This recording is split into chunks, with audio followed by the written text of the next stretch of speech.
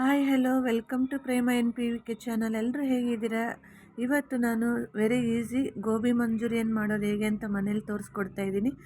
ಇದಕ್ಕೆ ಸ್ವಲ್ಪ ಒಂದು ಕಾಲಿಫ್ಲವರ್ ತೊಗೊಂಡಿದ್ದೀನಿ, ಚಿಕ್ಕ ಚಿಕ್ಕದಾಗಿ ಕಟ್ ಮಾಡಿ ನೀರಲ್ಲಿ ಹಾಕಿ ತೊಳಿತೀನಿ.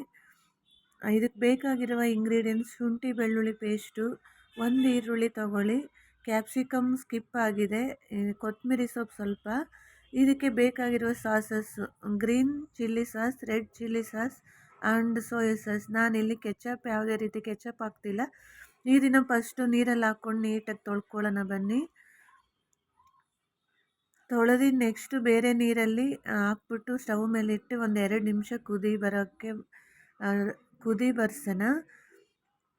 ರುಚಿಗೆ ತಕ್ಕಷ್ಟು ಸ್ವಲ್ಪ ಉಪ್ಪು, ಯಾಕಂದರೆ ಸಾಸಲ್ಲೆಲ್ಲ ಉಪ್ಪಿರುತ್ತೆ ನೋಡಿ ಹಾಕ್ಕೊಳ್ಳಿ. ಸ್ವಲ್ಪ ಅರಿಶಿನ, ಯಾಕಂದರೆ ಇದು ಹುಳ ಏನಾದರೂ ಇದ್ದರೆ ಅದು ಬಿಸಿ ನೀರಿಂದ ಅರಿಶಿನ ಸ್ಮೆಲ್ಲಿಗೆ ಹುಳ ಎಲ್ಲ ಹೋಗುತ್ತೆ. ಈಗ ಇದನ್ನು ಒಂದು ಬೌಲ್ಗೆ ಸರ್ವ್ ಮಾಡ್ಕೊಳ್ಳೋಣ ಬನ್ನಿ. ಇದಕ್ಕೆ ಬೇಕಾಗಿರೋ ಪೌಡರ್ ಬಂದು ಕಾರ್ನ್ಫ್ಲವರ್ ಸ್ವಲ್ಪ ಆ್ಯಂಡ್ ಮೈದಾ. ನೋಡಿ 2 ಕುದಿ ಬರೋವರೆಗೂ ಬೇಯಿಸ್ಕೊಳ್ಳೋಣ. ಇದು ಅಂದರೆ ಬೇಯಿಸೋದಲ್ಲ, ಸ್ವಲ್ಪ ಬಿಸಿ ಮಾಡ್ಕೋಬೇಕು.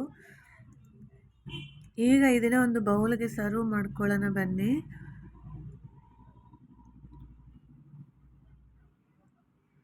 ಇದಕ್ಕೆ ನಾನೀಗ ಒಂದು 2 ಸ್ಪೂನ್ ಕಾರ್ನ್ಫ್ಲೋರ್ ತಗೋತಾ ಇದ್ದೀನಿ.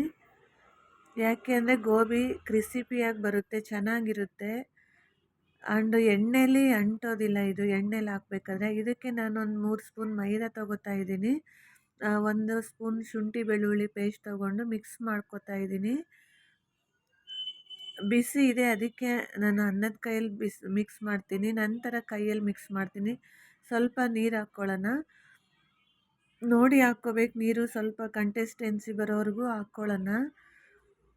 ಬೋಂಡ ಹಿಟ್ಟು ಕಲಿಸ್ತೀವಲ್ಲ, ಅದಕ್ಕಿಂತ ಸ್ವಲ್ಪ ಗಟ್ಟಿ ಕಲಿಸ್ಬೇಕು.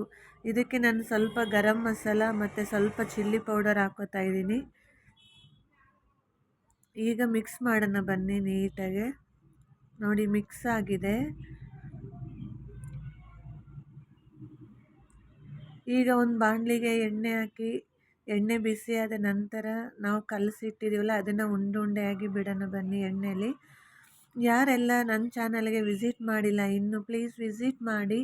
ಆದಷ್ಟು ವಿಡಿಯೋಸ್ ನೋಡಿ ಲೈಕ್ ಕಮೆಂಟ್ ಮಾಡಿ, ನಿಮ್ಮ ಫ್ರೆಂಡು ಫ್ಯಾಮಿಲಿಗೆ ಶೇರ್ ಮಾಡಿ. ಇದು ಬ್ರೌನ್ ಕಲರ್ ಬರೋವರೆಗೂ ಒಂದು ಕಡೆ ಬೇಯಿಸ್ಕೊಳ್ಳೋಣ, ಆಮೇಲೆ ಇನ್ನೊಂದು ಕಡೆ ಬೇಯಿಸೋಣ. ನೋಡಿ ಈಗ ಬ್ರೌನ್ ಕಲರ್ ಬಂದಿದೆ, ಡ್ರೈ ಗೋಬಿ ರೆಡಿಯಾಗಿದೆ.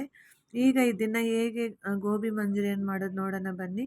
ಅದೇ ಬಾಣಲಿಗೆ ಗ್ಯಾಸ್ ಆಫ್ ಮಾಡಿ, ಬಾಣಲಿ ತಣ್ಣಗಾದ್ಮೇಲೆ ಸಾಸ್ ಹಾಕೋಣ. Green soya sauce, red sauce and green chilli sauce ಹಾಕ್ತಾಯಿದ್ದೀನಿ. ಸಾಸ್ ಎಲ್ಲ ಹಾಕಿದ್ಮೇಲೆ ಸ್ವಲ್ಪ ಗ್ಯಾಸ್ ಆನ್ ಮಾಡಿ ಲೋ ಫ್ಲೇಮಲ್ಲಿ ಇಟ್ಕೊಳ್ಳೋಣ. ಗ್ರೀನ್ ಸಾಸ್ ಹಾಕ್ತಾಯಿದ್ದೀನಿ ನೋಡಿ, ಗ್ರೀನ್ ಚಿಲ್ಲಿ ಸಾಸ್. ಈಗ ಎಲ್ಲವನ್ನು ಮಿಕ್ಸ್ ಮಾಡ್ಕೊಳ್ಳೋಣ ಬನ್ನಿ. ನಾವು ಮಕ್ಕಳಿಗೆ ಯಾವುದೇ ರೀತಿ ಔಟ್ಸೈಡ್ ಜಂಕ್ ಫುಡ್ ತಂದು ಕೊಡೋದಿಲ್ಲ. ಎಷ್ಟೇ ಕಷ್ಟ ಆದರೂ ಪರವಾಗಿಲ್ಲ, ಮನೇಲೇ ಮಾಡಿಕೊಡ್ತೀನಿ ನಾನು.